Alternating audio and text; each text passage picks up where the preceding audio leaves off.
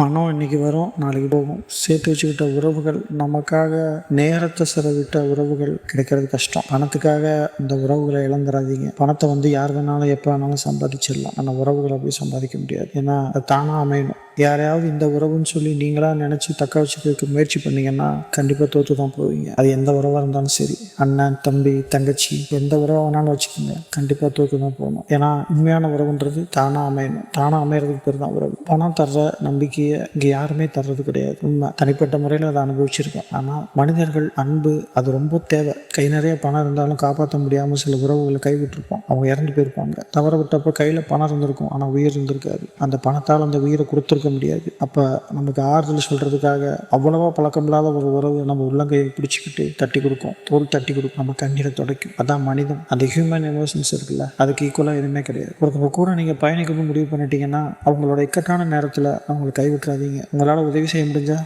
செய்யுங்க. செய்ய முடிஞ்சாலும் முடியாட்டாலும் அவங்க கூட நில்லுங்க. வா பார்த்துக்கலாம், நான் இருக்கேன் அப்படின்ற நம்பிக்கையான வார்த்தைக்கு இடையில அதுக்காக தாங்க இங்கே பல மனசு ஏங்கி தவிக்குது. நான் இருக்கேன்னு நான் பல பேருக்கு சொல்லியிருக்கேன், ஆனால் நான் இருக்கேன் அப்படின்னு எனக்கு சொல்ல யாருமே இருந்ததில்லை. நான் ரொம்ப ஏங்கியிருக்கேன். நமக்குன்னு யாரும் சொல்கிறதுக்கு இல்லையே. எல்லா பேரையும் நம்ம உறவாக பார்த்தோமே. வரிசையை நிறைய பேர் தத்தெடுத்தேன். அம்மா அப்பாவை இழந்தேன்னா நிறைய உறவுகளை தத்தெடுத்தேன். அண்ணன் தம்பி தங்கை பல உறவுகளை தத்தெடுத்தேன். ஆனால் எல்லா உறவுகளுமே ஒரு கட்டத்தில் ஒதுங்கி போயிட்டாங்க. எது நிரந்தரம் அப்படின்னு நம்ம யூகிச்சு நம்ம புரிஞ்சுக்கிறதுக்குள்ள இங்கே பல விஷயத்தை இழந்துடுறோம். ஸோ எந்த ஒரு உறவும் தானாக அமையணும். அப்படி அமைஞ்சா அந்த உறவை கெடுத்துக்காதீங்க. பணம் இன்னைக்கு வரும், நாளைக்கு போகும். உறவுகள் மட்டும்தான் என்னைக்கு நீடிக்கும். அதுக்கு அவங்க சொந்தமாக இருக்கணும்னு அவசியம் இல்லை.